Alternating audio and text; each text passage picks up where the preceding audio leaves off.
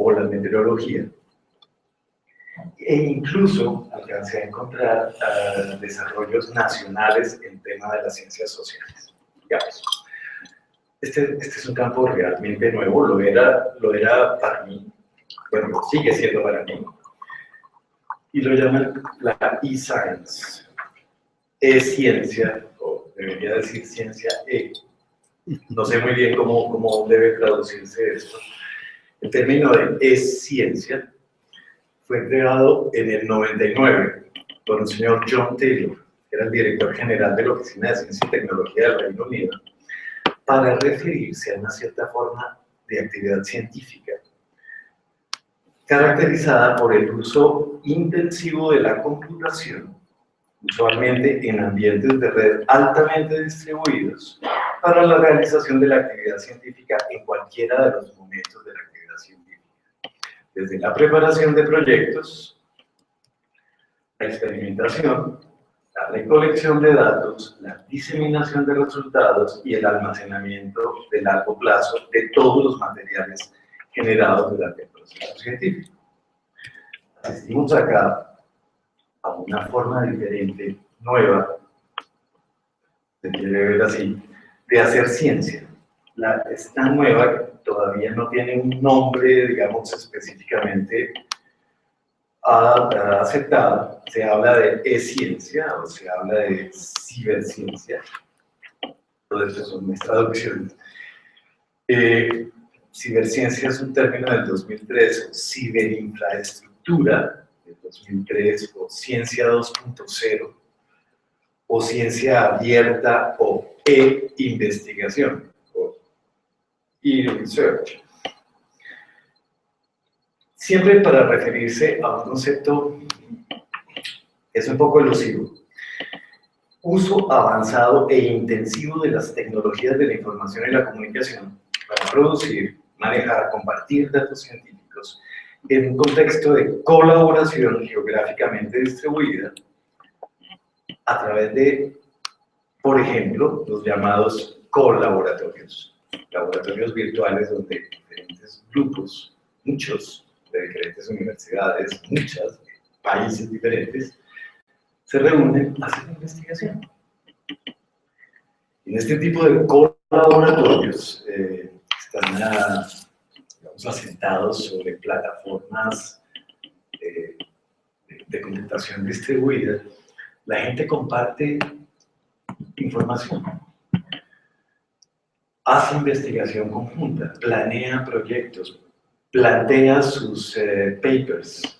De hecho, la idea, por ejemplo, a la que estamos acostumbrados a publicar en revistas indexadas, arbitradas, y que nos toma tanto tiempo, años, 3 años, como el último artículo, en la revisión y en la impresión, todavía no ha salido impreso. No, esos 3 años fueron completamente perdidos. No. Estamos hablando de una dinámica científica verdaderamente centrada en el conocimiento, en que publicamos nuestros manuscritos, ni siquiera nuestros artículos, rápidamente para que los otros investigadores presentes puedan leerlos y cogerlos y utilizarlos y hacer lo mismo con los suyos. Publicamos nuestras bases de datos, nuestros datos brutos, práctica que no es para nada frecuente de los investigadores colombianos. Para que los otros investigadores escojan y le añadan sus propios datos y procesen sus propios datos y hagan sus propios análisis. Es una forma diferente de hacer actividad científica. Es una forma verdaderamente colaborativa de hacer actividad científica en que juntamos capacidades de cómputo, maximizamos o minimizamos los tiempos, ¿verdad?, de comunicación y hacemos actividad científica conjunta entre muchos grupos. Esto parece estarse convirtiendo en la norma de producción científica en ciertas disciplinas, específicamente en las ciencias naturales. Y en las ciencias naturales, sobre todo en la física de altas energías, y me dicen aquí en la meteorología, que requiere un uso tan masivo de datos y de computación, Big Data, resulta una forma muy apropiada de hacer investigación. Y en ese sentido, pues los de las ciencias naturales nos llevan una fuerte ventaja a los de las ciencias sociales, que todavía no hemos empezado mucho a pensar en eso. En realidad, en algunos países ya se empezó a pensar en eso, en el caso de las ciencias sociales. De hecho, hay organizaciones en los Estados Unidos y en el Reino Unido, sobre todo, dedicadas a la promoción de este tipo de investigación, la ciencia, en las ciencias sociales. Y hay ya congresos, ya ha habido varios congresos de ciencia y hay algunas definiciones ya asumidas. Pero, naturalmente, el caso de los investigadores de las ciencias naturales nos llevan todas las ventajas del mundo, y sobre todo en el caso del primer mundo. En el caso de Iberoamérica y en el caso de las ciencias sociales, por supuesto, tenemos un poquito de rezago, pero ya hay algunos avances. De hecho, alcancé a encontrar unos proyectos formulados con los profesores de la Universidad del Norte, sobre específicamente comunicación.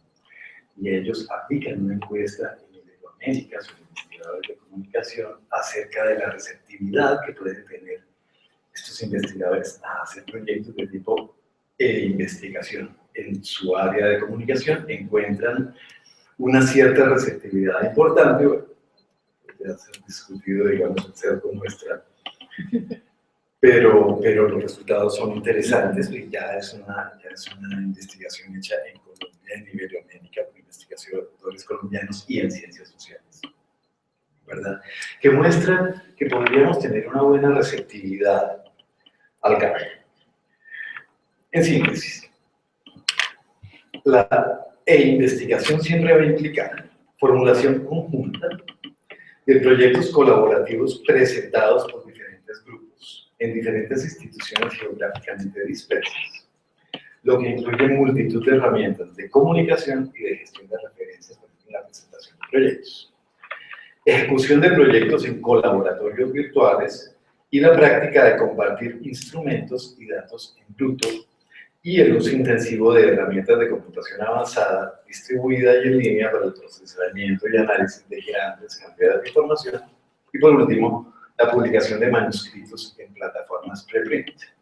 Esto está empezando a avanzar en las ciencias sociales. Ahora, la pregunta de, ¿y esto en la educación? Esto era TIC en la investigación educativa. No tenemos nada. No hemos avanzado realmente nada, pero creo que la coyuntura actual, la coyuntura que nos está ofreciendo Juan Francisco y el CIESUR, nos permitiría pensar en una línea de trabajo que puede ser muy fructífera para todos. Sabemos que este tipo de actividad científica funciona bien en las ciencias naturales, que está empezando en las ciencias sociales, no ha sido todavía implementado hasta donde sé en ninguna parte en la investigación educativa. Entonces, mi única posibilidad es hacer una serie de indagación virtual, o más bien imaginarme cuál podría ser el resultado de una encuesta. Colciencias ha tenido claro desde hace mucho tiempo que los grupos que mantienen mayor colaboración tienen mucho mayor posibilidad de producción científica y su producción científica tiene muchísimo más impacto, muchísimo más difusión. En ese sentido, vale la pena que la misma institución, Colciencias, piense en apoyar directamente a través de convocatorias o a través de un programa específico la realización de este tipo de proyectos. ¿Qué vamos a encontrar seguramente? Seguramente el primer proyecto que tenemos que plantear es un proyecto de observación, es un proyecto descriptivo para mirar qué tanto los investigadores educativos están dispuestos a hacer investigación en educación.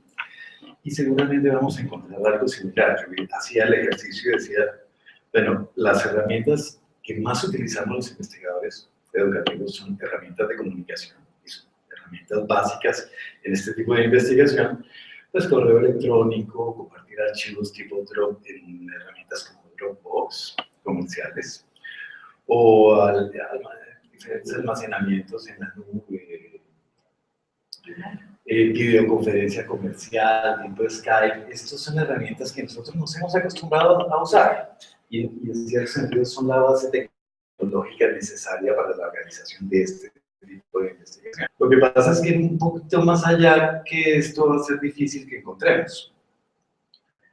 No tenemos los investigadores educativos la tendencia a presentar proyectos interinstitucionales ni intergrupales. En ese sentido, tenemos una cierta cultura del aislamiento. No tenemos la tendencia a compartir datos, solo resultados y solo cuando ya están publicados. Y en eso, si me perdonan, parte del problema es el asunto de los puntos y de lo que tiene que quedar registrado en el CILAC y que esto es mío y no es tuyo.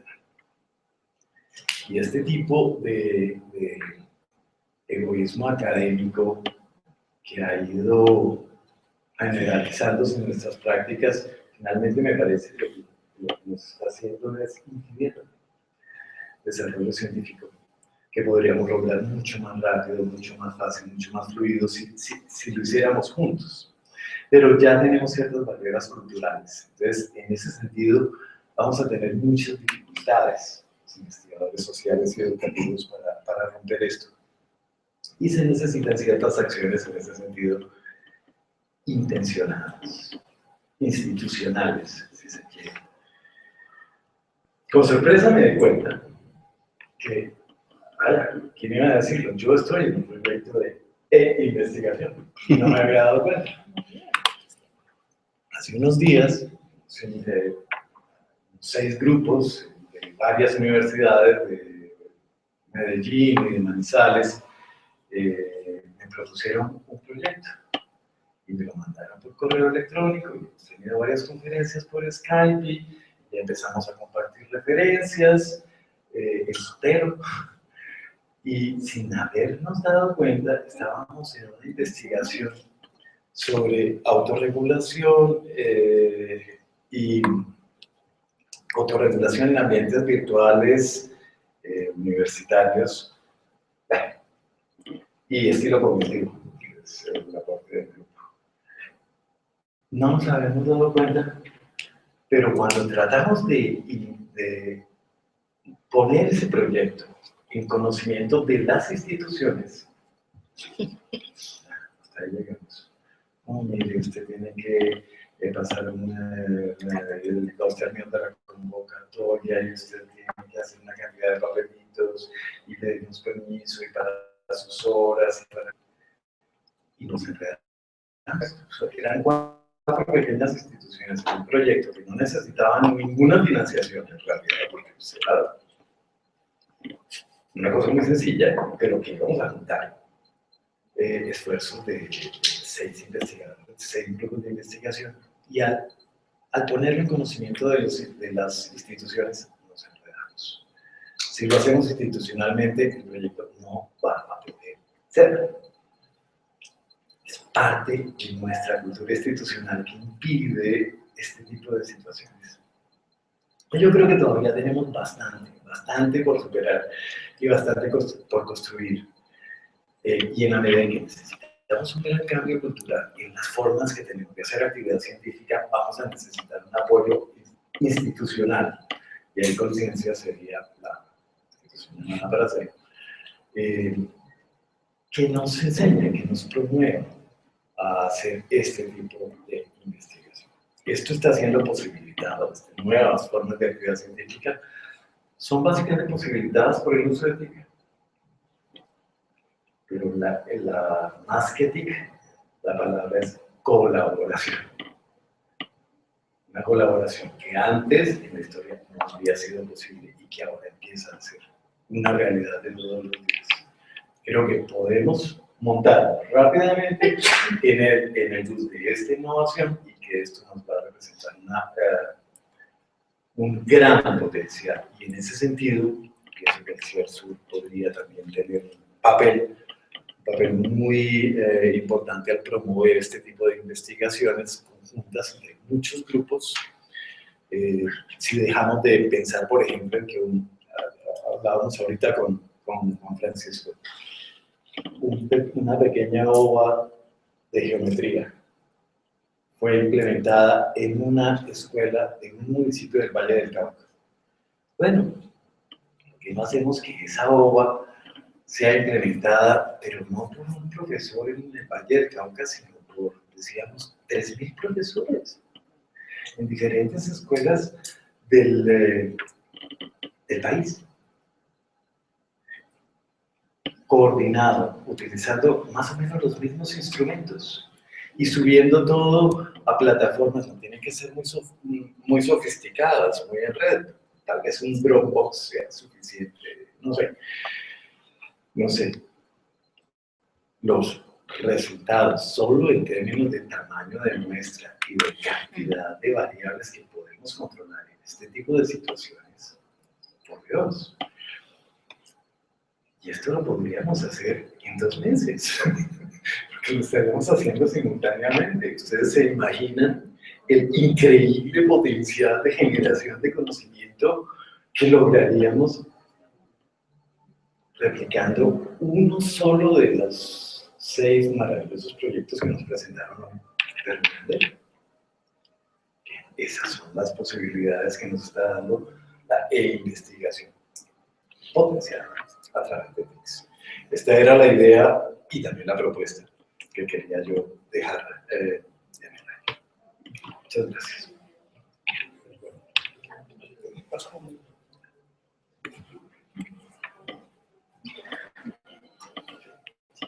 Ahora nos va a hablar Caridad García Cepero.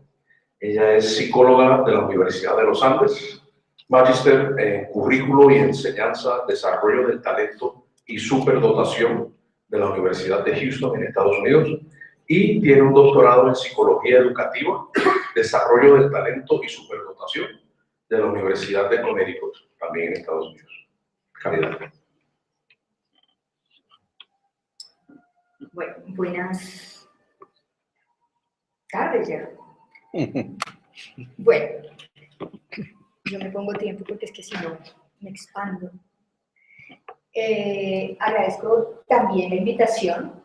La verdad, cuando Patricia me invitó también, quedé un poquito como enredada, porque mi trabajo con TICS siempre ha sido en alguna medida tangencial, en algunos momentos sí he estado inmersa, pero no es el foco de mi temática, ¿no? Y Patricia ahorita me hacía una reflexión y pues me decía, no, pero es que tú trabajas con TICS todo el tiempo, tú investigas con TICS, tú visualizas datos, etc. Y pues lo primero que caí en cuenta es, yo soy muy autorreferencial, perdón. Entonces yo no busqué tanta investigación, sino que me puse a pensar en la historia por la que he pasado, por eso decía que iba a hablar de historia patria. Pero desde que yo recuerdo, por lo menos los computadores han estado en mi vida. Y han estado en mi vida, pues uno, porque soy del grupo de esos que llaman tecnofílicos, y además cuando puedo, early adopter. El problema es que la economía no me lo permite en la actualidad, pero si lo permitiera, lo haría. Y realmente siempre ha sido algo muy natural a mí, ¿sí? No es que yo piense en el comercio desde que tuve acceso al primer computador en quinto de primaria, cuarto de primaria, pues no concibo mi vida sin computador, ¿sí? Y ahora sin celular, bueno, eso es un poco complicado. Pero el punto es que no es un objeto ajeno a mí, sino es parte de mí, ¿sí? Entonces, toda la reflexión que hice alrededor del problema de las TICS, la educación y la investigación, está alrededor de 2 núcleos. Un primer núcleo que yo llamo un núcleo sustantivo, o que habla del problema ya de la tecnología en sí mismo, las tecnologías de la información y la educación, y otro que está más cercano a lo que plantea Cristian, que está más cerca a lo metodológico. Entonces, el primer punto de mi reflexión es recordar que la TIC, o las TIC, por lo menos desde el campo en el que yo me muevo, que es el de ciencias cognitivas, es una herramienta de mediación, pero no en términos de de los comunicadores sociales que plantean que es aquello que está entre los sujetos, no, sino que es una herramienta que le permite al ser humano apropiarse de la realidad, ¿sí?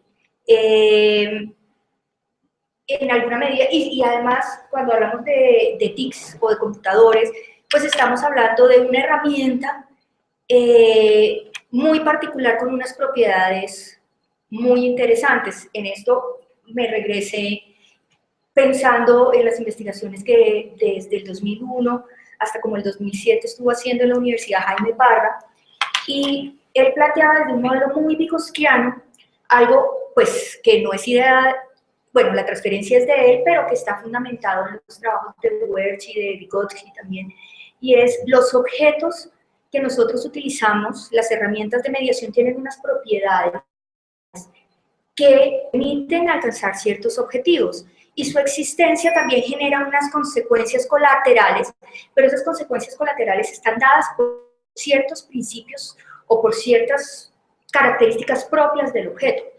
Entonces, cuando hablamos, por ejemplo, de las TICs, él planteaba en su momento una propiedad de computabilidad, o sea, cuando tú hablas o trabajas con un computador tienes otra mente.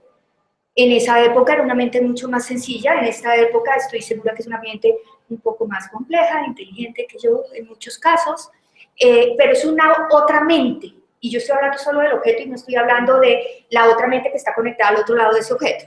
¿Listo? Entonces tenemos un objeto que tiene una capacidad de computabilidad, de interactuar contigo como si fuera otra mente. Un objeto que te permite conectarte, interconectarte, hacer interacciones, ¿sí? Que eso es no solo el computador, sino cuando ya metemos esa lógica al computador a todo lo que son las redes, internet y todo lo que está detrás. Y la otra propiedad súper importante que tiene estas herramientas es la virtualidad, que habla de la posibilidad de creación de mundos posibles, hipotéticos, pero que son reales, ¿sí? Espacios de interacción, creación de representaciones que no requieren de esto concreto, pero que existen. Y son espacios reales donde la gente toma café virtualmente, ¿sí? O sea, yo organicé mi matrimonio virtualmente, hice el curso prematrimonial virtualmente, mi esposo en Chile, yo acá, y curso prematrimonial por internet, lo juro por Dios, ¿sí? O sea, pero era un espacio real, no era simplemente el espacio que uno tenía en el teléfono, es otra cosa un poco más distinta. Entonces, por ejemplo, solo tomando esos tres principios, empiezan a haber preguntas de, bueno, ¿y qué transformaciones implican esos principios? Entonces, hablando de lo educativo, yo encuentro tres transformaciones, una es en la mente de las personas. ¿A qué me refiero? Ustedes han oído que no, la gente que dice, es que como desde que están los computadores nadie aprende nada y entonces la memoria se va a perder y eso se está dañando la mente de mis estudiantes. Yo me imagino que cuando apareció la escritura, había un consejo de ancianos diciendo, es que la escritura va a dañar la mente de nuestras personas porque no van a guardar en su memoria la historia y la identidad. Y es cierto, la escritura tiene esa contra. Y es que pierdes identidad, las culturas orales tienen, en términos de identidad, la oralidad no es solo transmisión de información, sino es identidad. Pero en los estudios, por ejemplo, de Vygotsky y vygotskianos, uno encuentra, por ejemplo, las posibilidades mentales que aparecen a partir de la escritura. En pueblos y culturas donde no hay escritura, tienen muchísima dificultad para hacer procesamiento formal, ponerse en un lugar distinto al que están. Es muy difícil hacer esas operaciones mentales, ¿sí? No es que sea imposible, pero sí tienden a no tener esa facilidad. Entonces la pregunta que yo me hago es,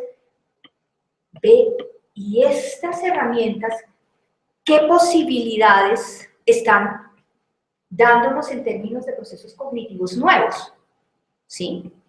¿Está cambiando la mente de la gente? Pues hay una primera cosa y es que el libro y la escritura te permiten que la mente esté afuera. La tecnología te permite que esté fuera y esté en cualquier lado. Además. ¿Pero eso qué implica? Uy, eso implica un montón de cosas. Yo creo que faltará un buen tiempo para que sepamos qué tipo de procesos cognitivos nuevos emergerán gracias a estas posibilidades. Pero vale la pena que como profesores, como educadores, investigadores, nos preguntemos ¿qué está pasando con nuestras mentes, las posibilidades? Sí, estamos pagando ciertos costos, ¿sí? Costos de almacenamiento, pero son costos que, por ejemplo, el sistema educativo debería estar empezando a compensar, ¿sí? El nivel superficial en la lectura de muchos estudiantes y adultos puede estar asociado con el tipo de lectura de búsqueda que hace que uno se desespere después de 5 o 6 renglones y uno diga, no, yo quiero algo más ágil, ¿sí? Eso puede ser un costo. Entonces acá tendríamos una pregunta, por ejemplo, investigativa que me parece súper potente y es costos, beneficios, posibilidades, ¿qué está pasando con la mente en ese sentido?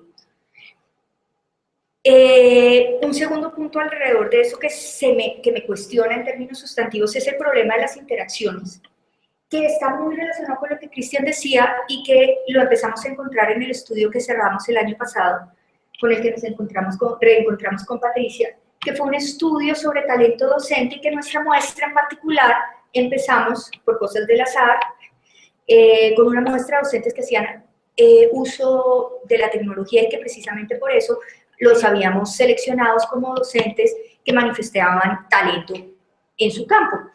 Y empezamos a encontrar unas características en la investigación posterior que eran docentes que no estaban en ese campo, empezamos a encontrar unas diferencias.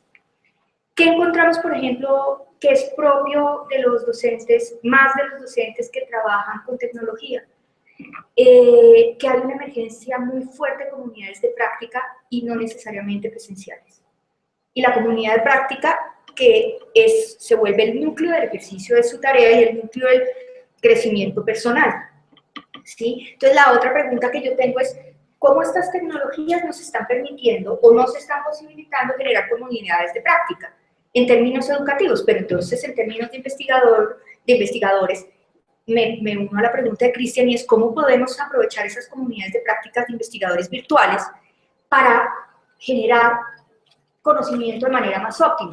Sí, yo ahí sí creo que uno tiene que generar ciertos niveles de masa crítica para poder empezar a generar investigaciones relevantes. Y otro núcleo en donde creo que se están moviendo también las cosas es en el impacto en el cambio en las acciones. Sí, ya no solo es en las interacciones, pero también en la forma de hacer las cosas. Entonces, por ejemplo, con estos profes en tecnología, yo me encontraba una cosa muy particular y era que pues que su relación con los estudiantes se volvía un catalizador en la emergencia de ese potencial como docente excepcional. Y eso pasa en todos los docentes que hemos trabajado de tecnología o no de tecnología, con una cosa en particular con los de tecnología, que lo permite la herramienta. Y es que el rol del estudiante no es solo el ser el motivo por el cual yo soy mejor, que eso es lo que es transversal a todos los docentes que manifiestan talento. En este caso, el otro punto es que se hacen comunidades de práctica con los estudiantes, donde el estudiante se vuelve par y en algunos momentos se vuelve maestro. ¿Por qué? Pues porque el estudiante transita bastante bien por la herramienta, el docente puede que chapucee o transite muy bien, pero es un espacio donde hay respeto e interacción, pero se transforma la práctica sin pervertirla en alguna medida, porque a veces uno puede confundir esas comunidades de práctica con pandillas entre profesores y estudiantes, ¿sí? Y no es esa la idea. Cuando tú ves estos profesores con los que estuvimos trabajando, lo que tú encuentras con sus estudiantes es realmente una comunidad académica. Y eso es supremamente interesante. ¿Qué lo permite? La herramienta, lo permite el que el estudiante tiene un poder sobre esa herramienta que le permite posicionarse, que es algo supremamente valioso. Esas son un poco las reflexiones frente a lo sustantivo. Una última que surgió y que no la tenía en este plano, oyéndolos, y es, esta virtualidad nos permite que el espacio de las TIC se vuelva un espacio de creatividad o un espacio de creación. Es decir, cuando un estudiante quiere crear algo, pues empieza a encontrar un espacio donde se necesitan menos recursos, mucha habilidad, estudio, y hay muchos posibles que antes no se podían hacer, que empiezan a aparecer. Eso era una reflexión que yo veía cuando ellos estaban programando juegos, ¿sí? Y este espacio virtual es un espacio de lo posible, supremamente potente, por ejemplo, para indagar esa parte de innovación del estudiante. No es el único espacio de innovación y no quiero decir con esto que la tecnología de la información, los computadores son la panacea. Me tocó bajarme a low-tech porque yo tengo una supercomputador tableta que no me sirve para nada porque nunca la puedo utilizar para lo que necesito, que es tomar apuntes. Yo necesito colorcitos y cuadernitos, low-tech. Sí, high price, pero low-tech, eso sí. Entonces, es pensar cómo estas herramientas, dadas sus propiedades, nos generan unas posibilidades que no son necesariamente intencionales. Welch lo plantea como consecuencias colaterales, negativas y positivas. Pero la idea es encontrar, que eso era el título de lo que yo quería decir, oportunidades de investigación educativa. Estas son oportunidades, cómo estas tecnologías generan oportunidades de desarrollo que sin ellas es difícil que existan. Y finalmente, para completar un poco lo metodológico que plantea Cristian, o el problema de la, me encantó el ¿cómo se lo llamaste? E-Science, ciencia E. Hay una cosa que las TICs nos permiten en este momento hacer que antes no podíamos hacer. La posibilidad de contar con bases de datos gigantes. ¿Sí? Lo que Cristian llamaba Big Data, o lo que son, por ejemplo, no son tan big, pero son grandes, bases de datos como las del ICFES, bases de datos como las que se van acumulando en nuestros sistemas. Por ejemplo, cada vez que dictamos un curso virtual, esos sistemas están recopilando un montón de información sobre la actividad, comportamiento de nuestros estudiantes, que es información que nosotros descartamos investigativamente. ¿Por qué? Pues porque no nos hace mucho sentido, ¿sí? Porque por dos razones yo creo que hay un sesgo, y es que nosotros también en investigación, sobre todo en ciencias sociales, tenemos un culto al dato de primera mano. Si yo no recogí con estas manitas mis datos, no es bueno. Ni siquiera es confiable, no es un problema de confiabilidad, es que, uy, por ejemplo, mi tesis de doctorado yo trabajé con bases de datos secundarios y cuando se los conté a mis estudiantes acá, uy, ¿usted no recogió sus propios datos? Pues ¿para qué recojo algo si ya está recogido y nadie lo ha analizado? Mejor gasto estos datos, saco lo más que se pueda de ellos y luego vemos si necesitamos otros datos nuevos. Entonces, fíjense que ahí tenemos que combatir un primer problema, una primera barrera, y es el culto al dato primario. Eso no quiere decir que el dato primario no sea bueno, es importante. Pero hay mucho dato secundario que ha estado almacenándose en la red, en un montón de lugares, que si accedemos con muchos cuidados, guardando la privacidad y los derechos de los sujetos, podríamos tener cosas muy interesantes. Ahora, para poder trabajar esos datos, pues mire, el universo a criterio de María Caridad está compuesto de datos. Yo creo que todo lo que hay alrededor mío son datos.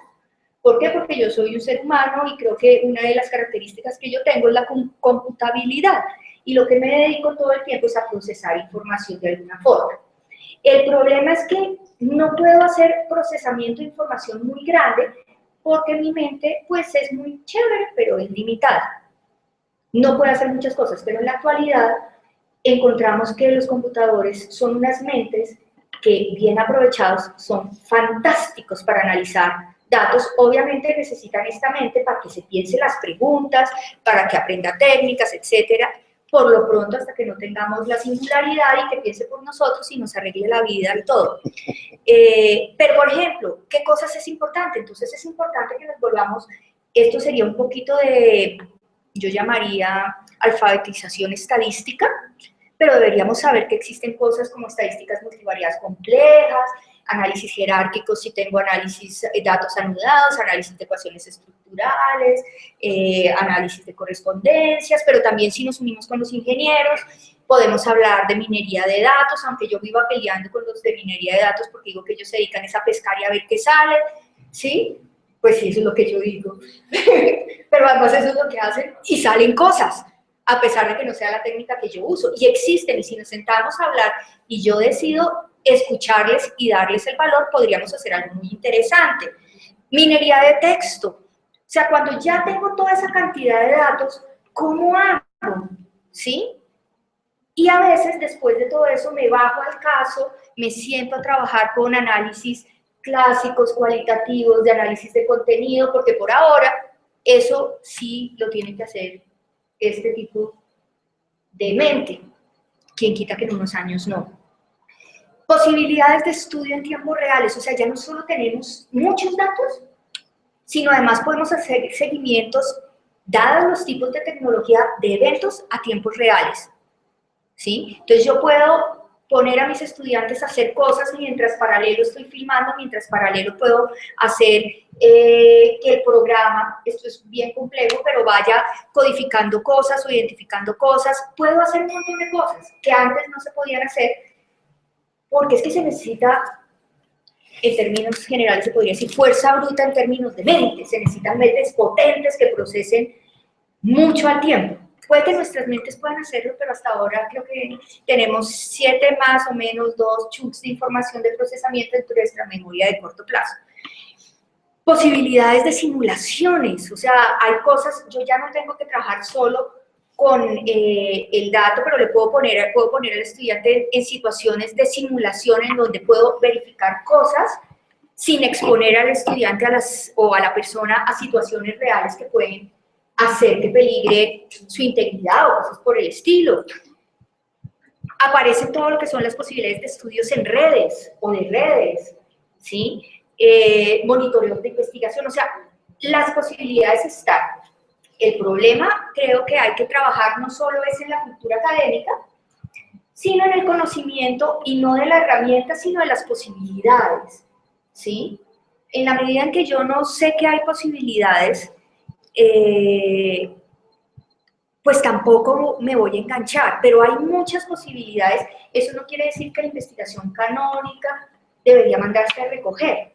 No, yo creo que estas son opciones muy interesantes que pueden ser muy potentes para analizar datos que están allá afuera, ¿sí? O bueno, datos que yo creo que están allá afuera y me los invento, pues, si uno es mucho más... Yo soy moderna, no soy posmoderna, lo siento. ¿Sí? Pero cualquier de las dos interpretaciones que hay mucho que todavía se puede analizar y que nos puede responder preguntas. Entonces, esa sería un poco la reflexión que yo tenía frente a las oportunidades de investigación. Por un lado, las oportunidades sustantivas, pero también las posibilidades metodológicas que nos implica la tecnología.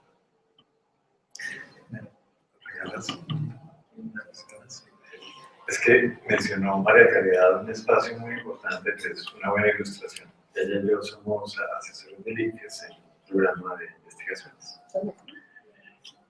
Yo creo que todavía somos. Ah, bueno. No hemos vuelto a hacer reunión. Y allá financiamos investigaciones. Sí. Investigaciones con las bases de datos de LICES. Entonces, pensando en esto, decía, bueno, esto no sería un caso particular de una investigación con grandes bases. No. Creo que hasta donde voy en la respuesta, no creo. Todos los proyectos que nos plantean allá son proyectos de investigación económica. Sí, de acuerdo. No son proyectos de investigación educativa. Esa es la otra parte que nos falta por desarrollar. De acuerdo. Es un movimiento conceptual que todavía está muy cojo acá. Sí, apoyo de las TICs en la investigación educativa. Lo del apoyo de las TICs ya lo tenemos más o menos claro. Lo de la investigación educativa, lo que podríamos tener claro. De acuerdo. Y menos en estos momentos en que la investigación educativa se ha ido debilitando tanto institucionalmente. Era solo esa anotación. Clarísimo, clarísimo, sí, absoluta. Que no siempre es tan fácil saber a qué nos referimos. Pues muchas gracias a Cristian y a Caridad por haber aceptado no solamente la invitación, sino el reto de pensar en todo esto. Yo lo que quería para cerrar esa presentación del programa era que no se sintiera como un cierre, sino como un nuevo comienzo, porque se está cerrando efectivamente ese programa de contexto escolar y cambio educativo, pero hay mucho por venir y pues estamos ahora abiertos a cualquier comentario que ustedes quieran, sobre todo pensando no en resolver todas estas preguntas, son preguntas que esperamos que se resuelvan a través de futuros programas de investigación, sino en pensar cómo articularse, qué viene en común o qué preguntas tienen, no solamente de las que provocaron Cristian y Caridad, sino de las presentaciones más temprano, y cómo logramos que esto no se quede aquí, sino que si hay algún interés de articularse con el cierto, se aproveche esa oportunidad que están abriendo. Entonces, quien quiera, tiene la palabra. pero no todos al tiempo, ¿cierto? No, se estaban colocando las gafas.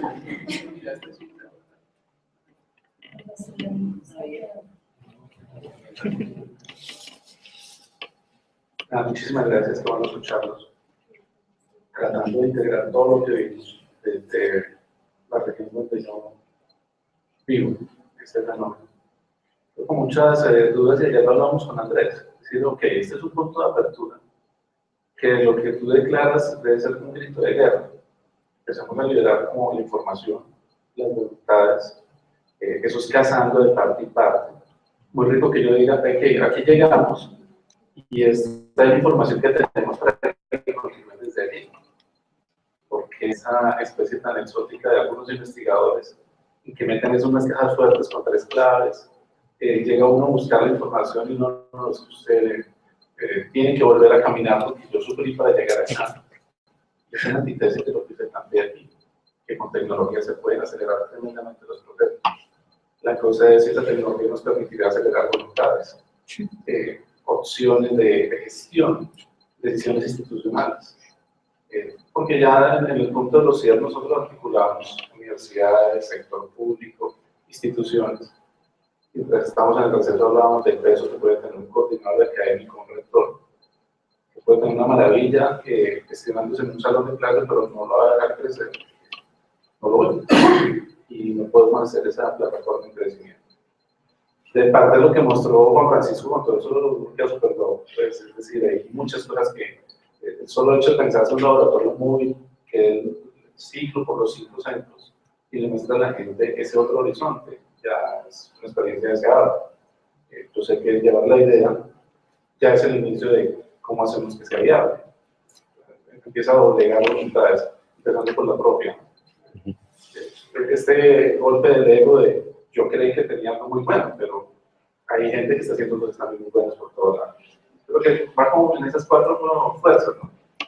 Lo que es la apertura de la información, que realmente es una declaración Creative Commons, muchas cosas, es decir, respetando las fuentes, pero favoreciendo el crecimiento, que puede que sea un crecimiento que no lleve a ningún lado, pero de eso trata. A veces creemos que tenemos que ser efectistas y dar algunos resultados, y a veces se llega que no se encontró nada, y vale, también es parte del proceso. Lo segundo es institucional, y entonces Andrés dice, nos tocaría ver esto cómo se empieza a favorecer en los discursos, así como lo hicimos ayer, de, estamos con toda la voluntad del mundo de querer hacerlo, porque siempre van a poner unos acentos en, ¿y eso cuánto vale? Y eso, ¿quién lo va a pagar finalmente? Lo discutíamos con la Rosolaye, eso fue más allá de los 400 millones del caso. ¿Cuánto costó realmente el proyecto? La sumatoria de 40 investigadores en 2 años, mucho más allá. Y los impactos van mucho más allá del caso. ¿Cómo hacemos que eso no sea como la primera barrera? Lo tercero es esa alineación en lo político, la percepción, las capacidades y también donde nos perdamos.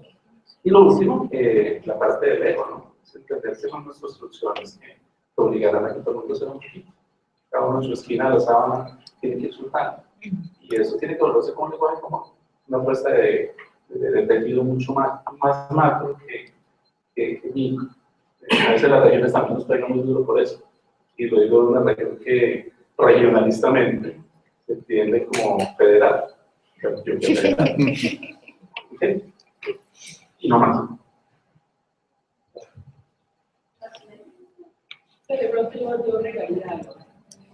Yo le agregaría a Javier, y aquí parafraseando a algunas palabras del profesor Cristian, aquí ha quedado como un reto planteado, y es de poner los egoísmos académicos. Cada uno de los CIER tiene como parte de las alianzas mínimamente 5 universidades, entre públicas y privadas, por Dios. Ya hemos sido un primer ejercicio en donde hemos depuesto esos egoísmos académicos. Ahora nos toca poner egoísmos regionales. Y los CIER podemos dar ese salto. Este ejercicio que ha hecho hoy CIER Sur nos invita a replicar ahora en las otras regiones de los otros CIER ejercicios muy parecidos en donde al deponer esos egoísmos académicos y regionales podemos construir mucho más a nivel nacional, cubriendo proyectos igualitos solo en los contextos regionales. Y bajo un modelo de investigación abierta, me parece fantástico, porque enseguida yo pienso en un modelo de innovación abierta, pero visto desde la investigación, empezamos a generar todas unas fortalezas puestas al servicio de estos procesos educativos del país. Entonces, es decir, yo celebro porque este panel de cierre realmente lo que ha puesto aquí en la mesa es un reto para todos los centros y con presencia del Ministerio, que de alguna manera también representa a las Secretarías de Educación, pudiéramos hacer un ejercicio fantástico que cubriría todo el país y tuviera en la mesa sentados 5 por 5 más de 25 universidades del país, en donde podemos hacer ejercicios de investigación abierta y pudiéramos aprender de todos, hacer esa alfabetización estadística que también planteaba la profesora Caridad y que en algunos escenarios de ciencias sociales no nos gustan esos ejercicios de estadísticas complejas, algunas muy sencillas, pero que realmente darían cuenta de todo lo que estamos haciendo y que el mismo observatorio que está liderando CIELSO también pudiera empezar a documentar. Que un ejercicio esplendoroso que sale de aquí es la sistematización que ustedes lograron del proyecto, porque al sistematizar permite hacer una réplica y adaptaciones de estos modelos. Cuando uno sistematiza empieza a generar curvas de aprendizaje, y curvas de aprendizaje parte de una línea de base. Ustedes hoy han puesto esa línea de base, ese referente, y pienso que es un reto. O sea, nos quedó este reto aquí para seguirlo discutiendo al interior del ministerio, con Betty, con Betty, y hacer grandes cosas. Yo quiero hablar.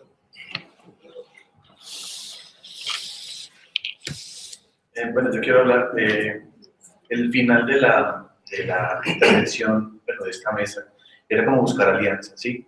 Entonces, escuchando las intervenciones de la mesa, pues me surgieron varias cosas, ¿sí? La primera con el concepto de ciencia. Entonces lo vemos como alejado y como, no, pues por allá lejísimos, eso será Gran Bretaña que lo tiene. Resulta que en Manizales está BIO, si ustedes lo han escuchado, el computador más grande que tiene Colombia, ¿sí? Y está hecho para la biología, muy bien. Cuando usted entra al staff, hay gente de todas partes, de todas las ciencias. Entonces uno dice, muy venga, hay un cambio grande. Pero resulta que ese gran modelo de supercomputadores está, por ejemplo, el Cibernostrum, si lo conocen en Barcelona. Un animal de computador que sirve para hacer genoma humano. Entonces, cuando yo estaba pensando ahora, claro, pero eso es ciencia. Supe que yo participé de parte del genoma humano en una cosa muy bonita. Abrieron una convocatoria de quien quisiera prestar su computador de la casa para hacer procesamiento de genoma humano. Entonces yo me escribí en una página, instalé un programita, metí mi IP y yo dejé mi computador prendido. Resulta que yo estaba colaborando para el genoma humano, pero yo no soy científico.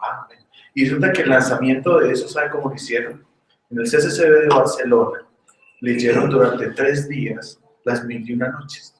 Entonces, había gente leyendo las 21 noches, gente aquí, todo por web, y cuando se cansaba llegaba el otro. Y yo, uy, venga, pero ¿qué tiene que ver eso con genoma humano? Entonces yo creo que hay que hacer un cambio como en esa cosa. Entonces resulta que estamos hablando de Big Data. Entonces resulta que mi universidad pues tiene muy buenas bases de datos. Entonces un día se me ocurre acercarme y decir, venga, usted me pasa la lista de las revistas que estamos pagando. Resulta que una de las cuentas de Web of Knowledge son 12.000 revistas. Y cuando yo pregunto, ¿alguien sabe qué revistas están siguiendo? Nadie lo sabe. Cuando usted busca una base de datos especializada en lo más alto, usted pone un buscador, usted no vuelve a ver la misma revista. Entonces resulta que estamos hablando de Big Data, o sea, ¿a qué nivel estamos trabajando? Pero yo seguía pensando y me acuerdo de Lev Manovic. Lev Manovic, el padre de lo que es el Language of New Media, acá ya tiene 2 libros en donde él escribe el libro y lo cuelga en la página y pone un letrero que dice, si usted me quiere colaborar, pues escríbame. Ahora, si a mí me parece bien, lo vinculo y lo cito. Entonces lleva 2 libros donde gente de todo el mundo se pasa haciendo infografías, tomando fotos o ampliando. Ese señor, estamos hablando del Tecnológico de Tokio, UCLA, la Tecnológico de Sydney y el ZKM, lo más fuerte en investigación tecnológica. Entonces yo veo que hay un cambio de panorama. No, pues que estamos muy lejos. Entonces, por ejemplo, mira la ingeniería. Entonces hablemos de la ingeniería. Yo tengo trabajos con ingenieros y últimamente se nos la media arte. Yo pues estoy mostrando mi idea. Resulta que ahora hay una gran línea de investigadores de la ingeniería que empezó a ver el arte porque tiene el modelo proyectual. Entonces ya empiezan a hablar de eso y yo, uy, ahí hay otro cruce. Pues también hay otros cruces, que es si alguno ha visto la nueva arquitectura, es lo más loco del mundo. Eso sin simulación no existe. Sin el computador nunca fuera posible. Y para eso hay que ir al Guggenheim de Bilbao, una obra que sobrepasa cualquier cosa. Sin la simulación hubiera sido posible. Pero entonces, ¿y qué más podemos ver? Entonces yo me acuerdo del MIT, que acabamos, lleva un tiempo que hablando del Senseable Lab. Y yo, uy, qué cosa tan rara. No te cantas usted habla de arquitectura y urbanismo. Ahora se habla de las ciudades sensibles. O sea, donde la ciudad es para vivirla. Me hizo un laboratorio del MIT pensando en cómo la ciudad se siente. Pero entonces en Colombia tenemos Fab Labs. Y los Fab Labs son una nueva forma de producción. Entonces, en mi universidad hay un Fab Lab, ¿sí? Y ya está vinculado a la red de Fab Lab a nivel mundial. Pero también tenemos el Media Lab como SPIN. Y SPIN también es parte de la red mundial. Pero entonces son solamente lugares aislados. Los Vivi Lab que pagó el MINTIC en todo Colombia, ¿dónde están? ¿Y quién de nosotros lo puede utilizar? Entonces yo pregunté por el Vivi Lab de Cali, que es que eso es casi custodiado y es la que yo no puedo entrar. Pero que esa vaina vale 2.500 millones de pesos, un poquito más. Entonces, miren que todo es un panorama y yo estoy mirando, venga, pero ¿por qué no vamos para otros lados? Ahora me están metiendo en un proyecto que es sobre el buen vivir. Ustedes saben que es una cosa muy importante que tiene ahora Ecuador, que es el cambio de mentalidad. Y me muestran una página en Medellín, en donde es sobre identidad. Una cosa maravillosa. Intenta la página, recorre los parques de eso. La gente puede hablar, la cosa más interactiva, es transmedial y está aquí en Medellín. Entonces, con todo esto, yo pensaría que tenemos como un resto de hitos y como de cosas que tendríamos que cambiar. Entonces, cuando yo hablo desde el lado más de la tecnología, sin dar cuenta, y más desde mi lado del diseño, pero ¿no creen que es una nueva mentalidad que debería inyectarse a la educación ética? Y con eso, entonces, cerraría diciendo que si ustedes se miran, o sea, la gente que está aquí sentada, y nuestra intención era, todos nuestros proyectos, el semillero, no sé, el seminario, era ponerlo en boca de ustedes, ¿para qué? Venga, ¿por qué no nos llamamos? ¿Y por qué no hacemos cosas en conjunto? Entonces hablamos ahora en el intermedio, y decíamos que por qué no los CIER empiezan a hacer cosas en conjunto. Entonces el semillero nosotros, ¿por qué no podemos hacer algo más robusto que podamos ofrecérselo al otro CIER? Pero desde un momento a otro aparece la política pública. Entonces eso tiene que verse, porque es que eso ya toca otro tipo de cosas. Igual nosotros tampoco conocemos los del otro CIER, y ¿qué tal hacemos lo mismo? Entonces cierro mi intervención primero, ¿cuál es el enfoque? Porque no podemos seguir hablando de llenar de más de máquinas, me lo han dicho durante 2 años durante este proyecto. Que hay mucha máquina, y que hay mucha cosa guardada, pero entonces, ¿qué le vamos a poner? ¿Qué va a poner? Hay que ponerle una filosofía a esto. Yo pensaba, ese cambio de mentalidad en las personas, en que vayan a lo gratis, en que vayan a lo colaborativo. Pero lo otro, creo que todos saben que son actores fundamentales en lo que es la educación colombiana. Es mi invitación.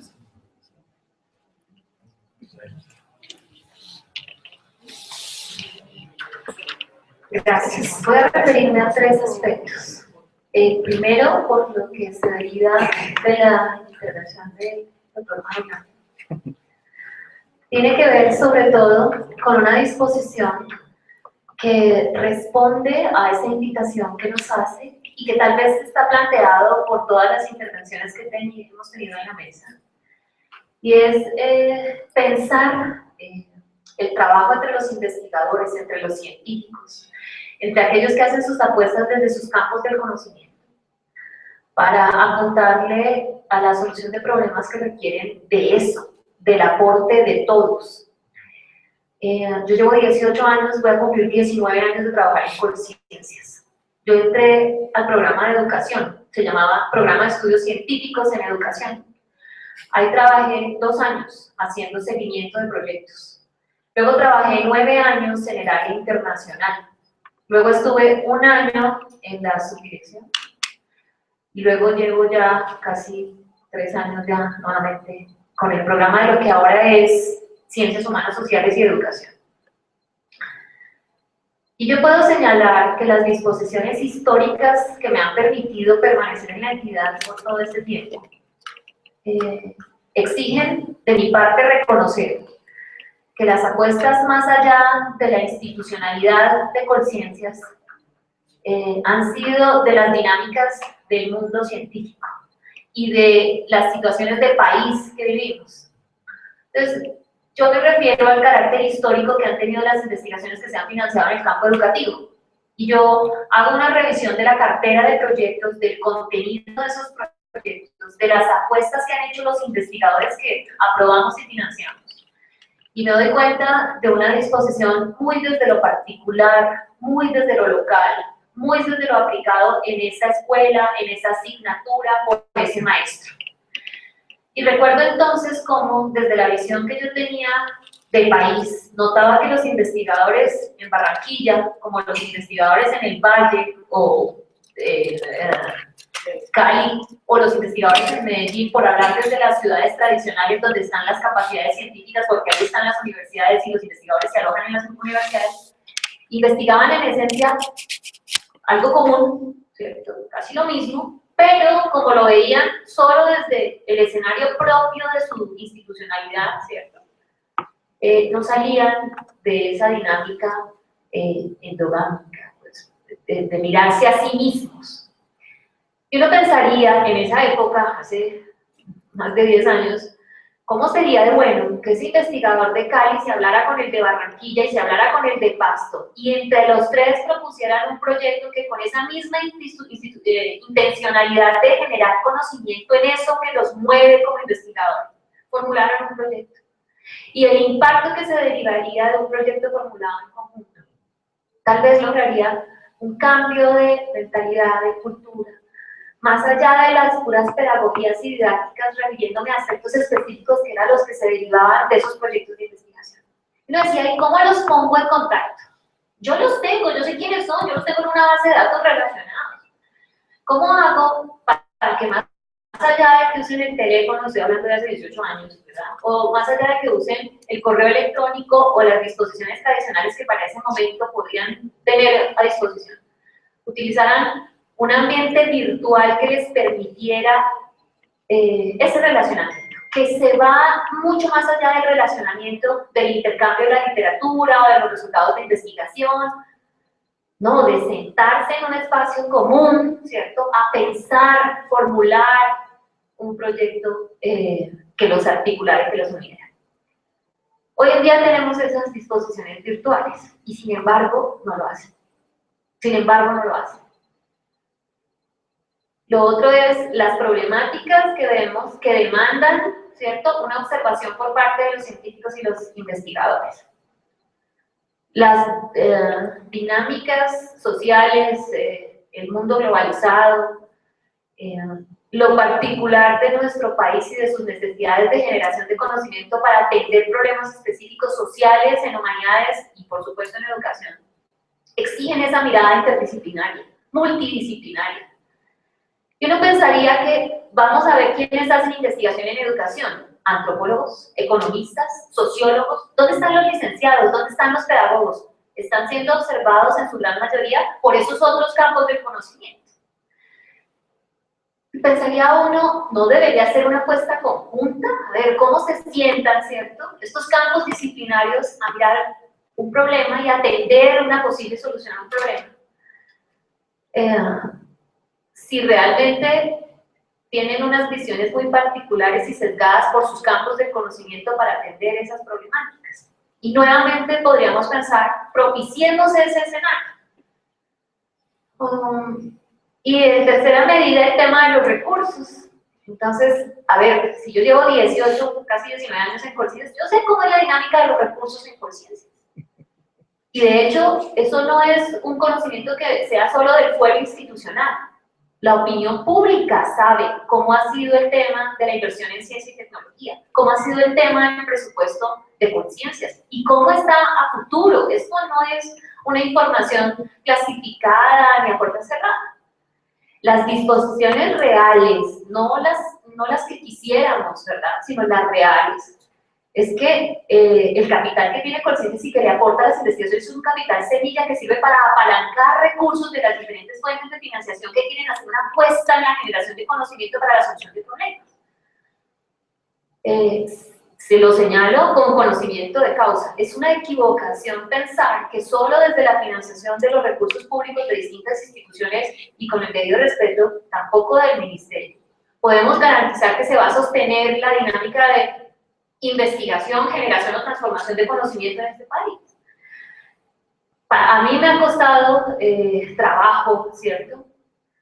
Lo puedo confesar en este espacio, conciliar la apuesta que tiene la directora de Colciencias en términos de apalancar el sector privado, ese 1%, sobre todo en términos de la apuesta que hace la empresa privada para CTI, porque es muy difícil articularnos con un actor que por tradición y por cultura, ¿cierto? Por esto que estamos discutiendo, no tiene, ¿cierto?, como hábito frecuente dentro de su presupuesto destinar una partida para proyectos de CTI. Hay que convencerlo, hay que engancharlo, hay que seducirlo, hay que mostrarle resultados en el corto y casi en el inmediato plazo, pensando en cómo piensa el empresario, el industrial, ¿verdad? Aquel aliado que necesitamos. Pero si nos seguimos mirando a nosotros mismos y solo miramos lo institucional, lo local, lo particular, lo de mi salón de clase, por decirlo de alguna manera, es muy difícil, ¿cierto?, acceder a esa otra importante cartera de recursos. Tal vez las disposiciones que nos otorgan las nuevas tecnologías de la información y las comunicaciones podamos un poco traducir ese conocimiento que tiene el científico, ¿no es cierto?, desde sus distintas apuestas para seducir a ese empresario, a ese miembro del sector productivo, a que se enganche en estas dinámicas de generación y transformación de conocimiento. Y que eso se refleje en una disposición de inversión, ¿cierto?, que sumado con aquel capital que podemos colocar desde las instituciones públicas, logren, ¿cierto?, esas necesidades de financiación que se necesitan. O si vamos a acudir a todas estas herramientas de libre acceso que realmente no se usan porque no se conocen, yo creo que tenemos que hacer un enorme trabajo en la apropiación social del conocimiento, ¿cierto?, en transferencia de conocimiento, para que aquello que no sabemos lo logremos obtener y conocer, para poder aprovechar. Entonces, son apuestas desde múltiples sectores en múltiples dinámicas. Y la única manera de hacerlo es buscando que programas de investigación como el que tiene el CIERSUR, con equipos de investigadores con los que ha contado el CIERSUR, con prácticas y dinámicas, comportamientos, disposiciones, ¿cierto?, que demuestran que sí se puede trabajar de manera interdisciplinaria, multidisciplinaria, que sí se puede trabajar en proyectos sociales con herramientas de tecnologías de la información y las comunicaciones, ¿cierto? Podemos transmitir eso que se necesita para enganchar a esos otros aliados y lograr los efectos esperados.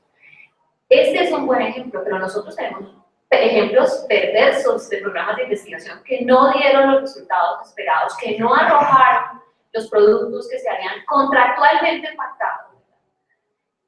Pero en eso consiste la dinámica de las apuestas que se hacen, en aprender de ellas, en poder identificar cuáles son esas buenas prácticas o las fortalezas que inclusive seguramente, aunque no están exhibidas, ¿cierto?, también tuvieron que enfrentar y afrontar desde el CIERSUR con este programa de investigación.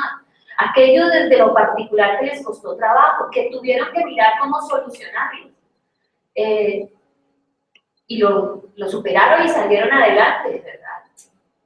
No solo por el escenario de cumplimiento contractual, sino por lo que estamos construyendo, porque es una apuesta, ¿cierto? Es un valor. Y cuando hacemos una apuesta de valor, es un compromiso permanente, no es coyuntural ni se deriva de una dinámica contractual con una entidad estatal que se denomine ministerio o departamento administrativo. Y eso también tiene que ver con ese compromiso cultural. Entonces pienso que es parte de esta reflexión que estamos haciendo frente a lo que sucede con este programa de investigación, a la reflexión que nos hacen nuestros conferencistas y a los que estamos aquí sentados.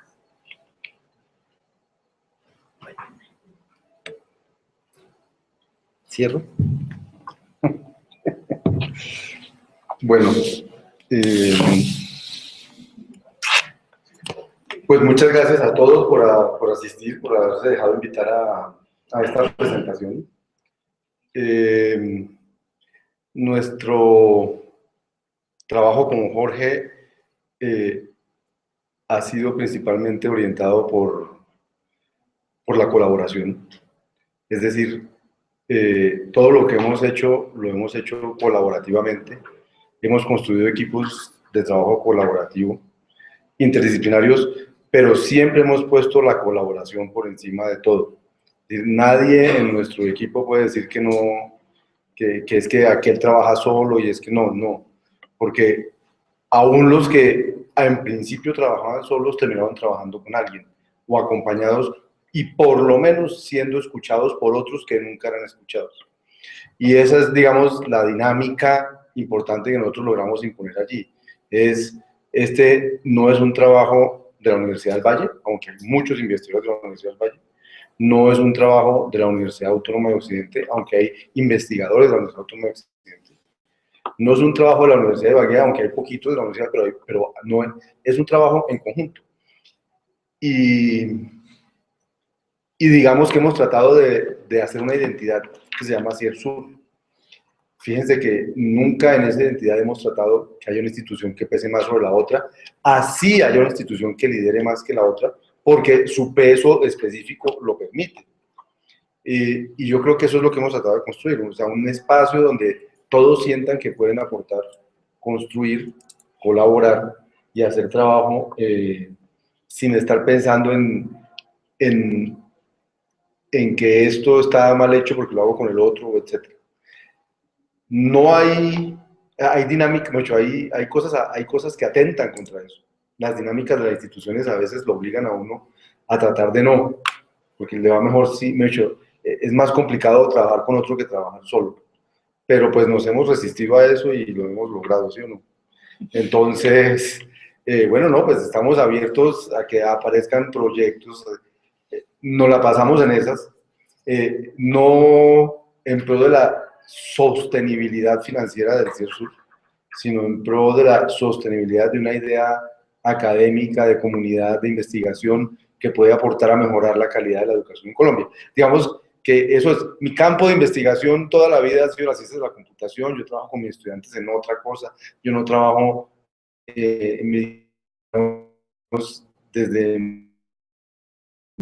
yo no investigo y esas cosas. Pero lo que siento desde que estoy trabajando en este proyecto es que es muy importante para Colombia esto, y muy importante que no se acaben estas cosas simplemente porque se acabó un programa, sino que se sigan dando cosas.